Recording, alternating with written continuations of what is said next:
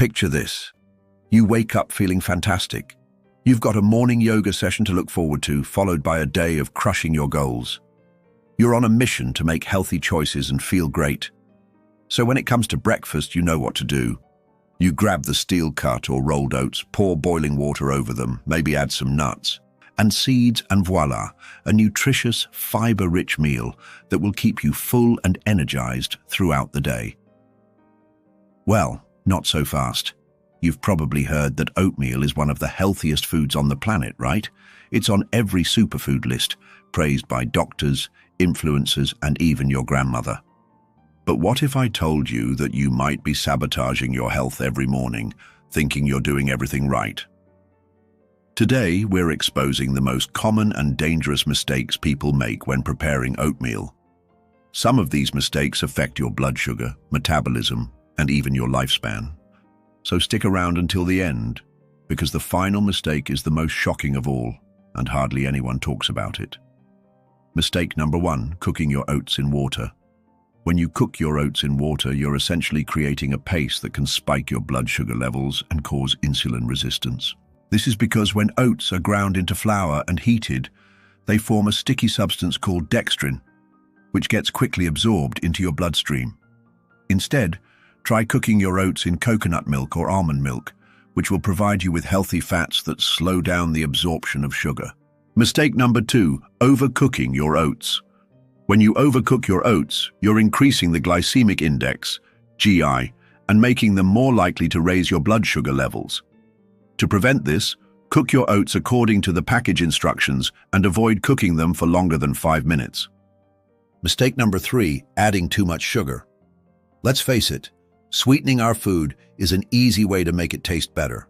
However, when it comes to oatmeal, it's best to avoid adding too much sugar, whether it's in the form of brown sugar, honey, or maple syrup. Too much sugar can lead to weight gain, inflammation, and a host of other health problems. Instead, try adding a natural sweetener like stevia or monk fruit. And remember, less is more. Now that you know the top 3 mistakes to avoid, it's time to take your oatmeal to the next level. Stay tuned for the ultimate guide on how to prepare the perfect bowl of oatmeal. We'll cover everything from the best type of oats to use to the ideal cooking time and the healthiest toppings to add. Don't miss out. Let's cut to the chase. Not all oatmeal is healthy. Most people go for the instant version because it's convenient. It cooks in seconds. Sounds great, right? But what they don't realize is that instant oatmeal is highly processed. It's been stripped of much of its natural fiber, leaving behind mostly refined starch. So when you eat this type of oatmeal, it can cause rapid spikes in your blood sugar, followed by a crash soon after. This can make you feel tired, hungry again quickly, and craving more carbs. And let's be real, the added sugars in many of these instant varieties don't help. Either said, feeling like a total slug after a bowl of oatmeal is definitely not the vibe we're going for. So if not instant, then what type of oatmeal should you be eating? Enter steel-cut oats. This is the least processed type of oatmeal available.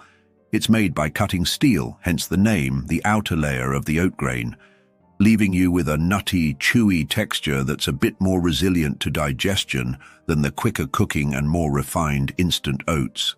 Because of this, steel-cut oats can help you stay fuller for longer, which can be a game changer if you're trying to manage your weight or simply looking to enjoy your morning bowl of oatmeal without the midday crash.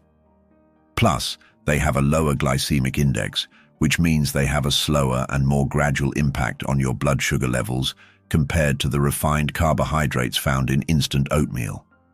That's a win in my book. But don't worry, if you're a fan of the creamy, dreamy texture of instant oatmeal, there is a way to make steel-cut oats into something similar.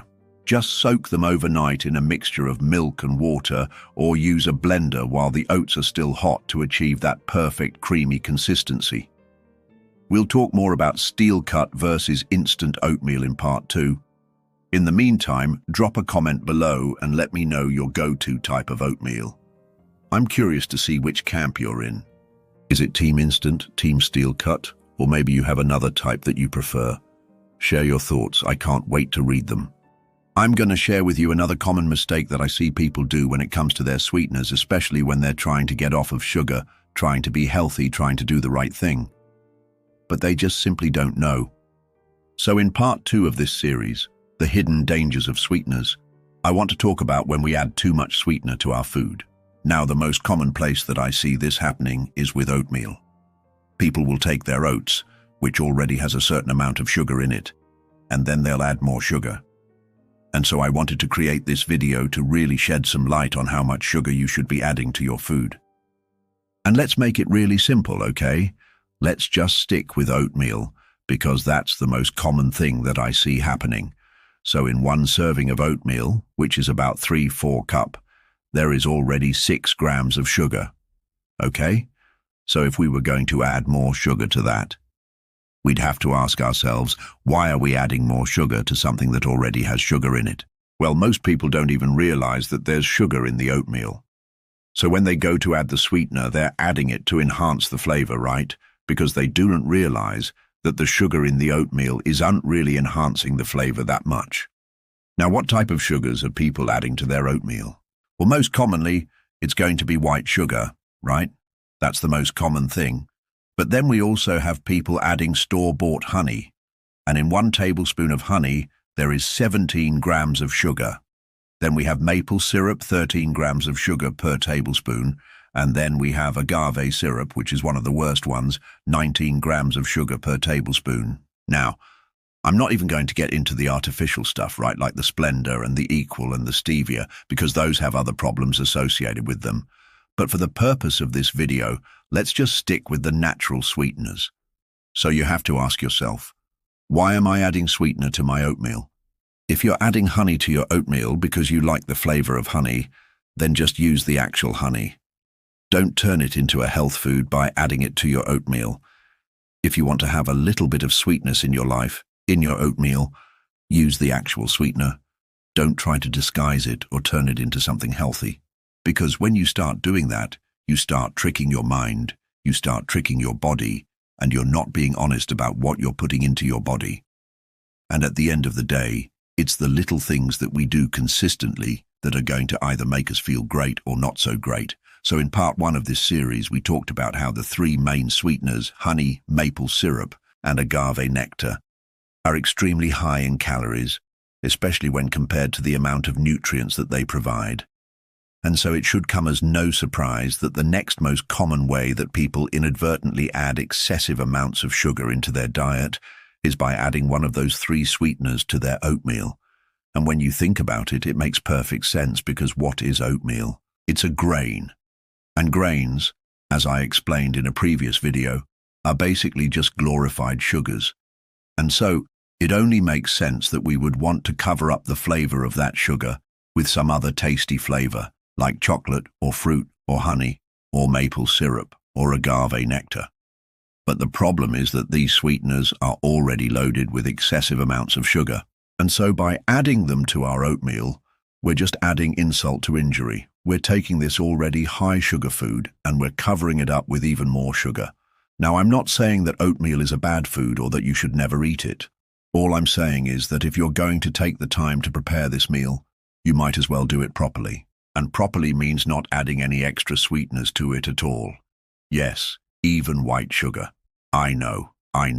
We were all taught growing up that white sugar is the devil. And yes, it most certainly is. And yes, it most definitely should be avoided. But out of all the evils, I think the least evil would be white sugar, because at least it doesn't contain any extra added ingredients. Whereas when you buy something like store-bought honey, for example, it contains not just the honey, but it also contains corn syrup and sometimes even high fructose corn syrup.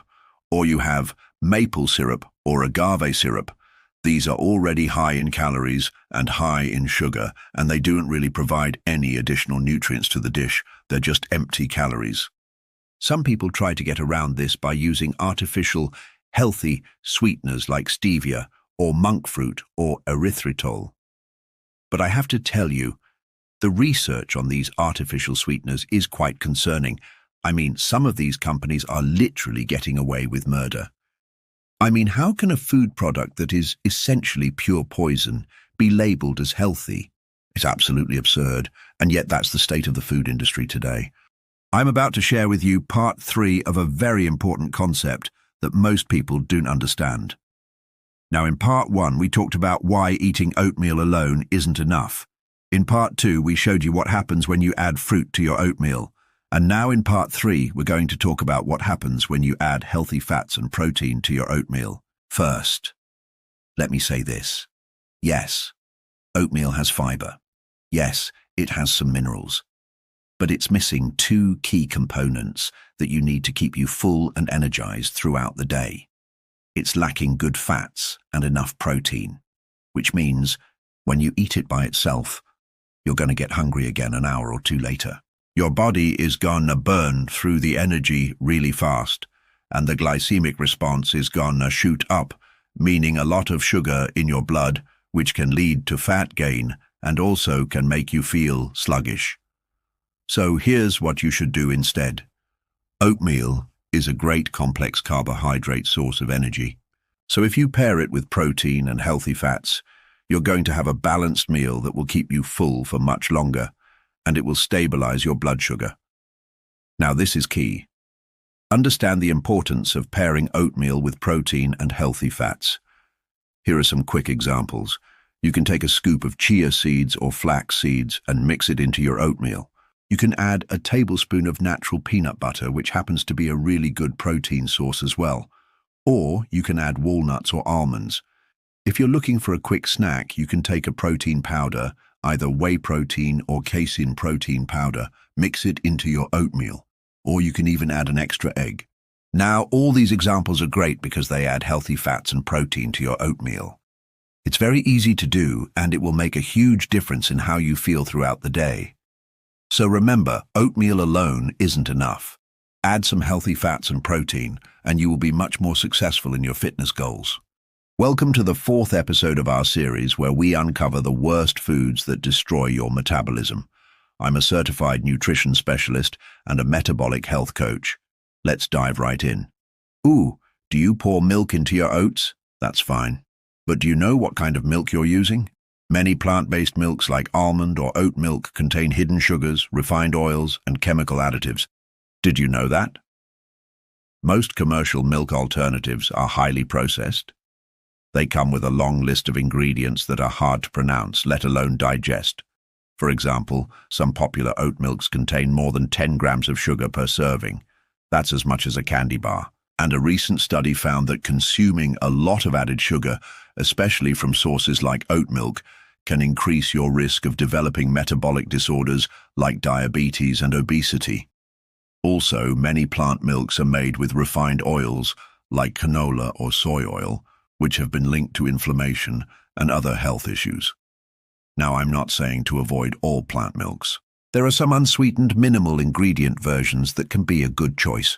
For instance, homemade almond milk is a great option if you're looking for a dairy-free alternative. It's cheaper than store-bought and 100% natural. Or try oat milk made from steel-cut oats, which has a nutty flavor and a creamy texture without any added sugars. But here's the deal. Always read the labels. Don't just assume that all plant milks are healthy. Check the ingredients and nutrition facts panel.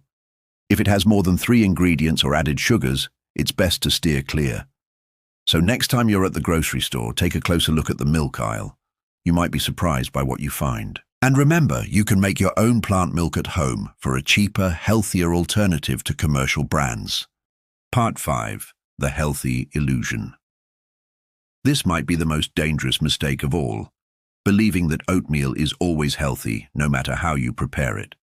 The truth is, any food can become unhealthy when used the wrong way, and oatmeal, despite its reputation, is no exception.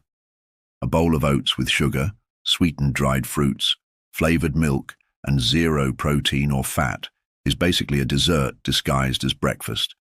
Let me ask you this. Would you have this for breakfast, lunch, or dinner? If you said breakfast, you'd be right on the money. But what if I told you this was actually designed to be a high-calorie, low-nutrient, blood sugar spiking, fat-free, protein-free dessert? Would you still eat it? Of course not. So why do we consume this every day without thinking twice? Let's break down why this seemingly innocent breakfast is actually a ticking time bomb. First, the oats themselves are a grain, which means they contain carbohydrates. Our bodies digest these carbs and convert them into glucose, which our cells use for energy. Sounds great, right? Well, here's the catch. When we eat refined grains like oats, we're missing out on the fiber that nature intended.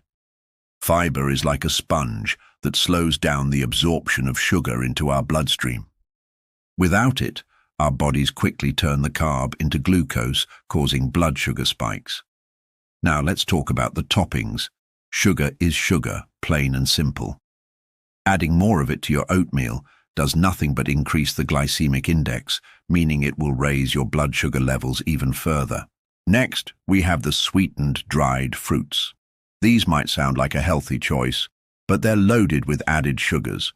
When you eat them, you're getting a double dose of sugar, not only from the fruit itself, which is naturally sweet, but also from the added sugars used to preserve and flavor them.